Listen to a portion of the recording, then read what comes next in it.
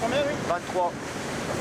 23 nœuds, c'est 13 de plus que la limite autorisée dans le golfe du Morbihan. Suffisant pour voir son permis bateau suspendu pour quelques jours, une mesure qui se veut avant tout préventive. Donc là, vous avez une suspension de permis, vous pouvez le récupérer à partir de jeudi. Et il vaut mieux suspendre un permis, que ça sera plus parlant, parce que les vacances en mer sont un petit peu gâchées quand même par le fait de ne plus avoir de permis. Et ça marquera beaucoup plus les personnes que de les renvoyer au tribunal, où ils vont y passer 2 mois après et ils vont se retrouver avec une amende et un casier judiciaire pour un excès de vitesse.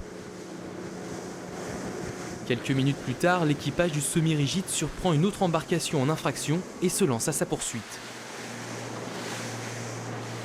Objectif, se mettre dans le sillage du contrevenant afin de mesurer sa vitesse, le tout sans se faire repérer.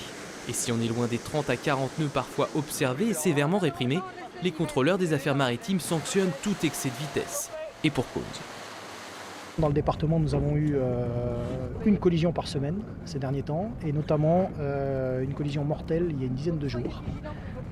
Il était évident que c'est la vitesse qui a tué. Un peu plus loin, c'est un jeune pêcheur qui est rappelé à l'ordre.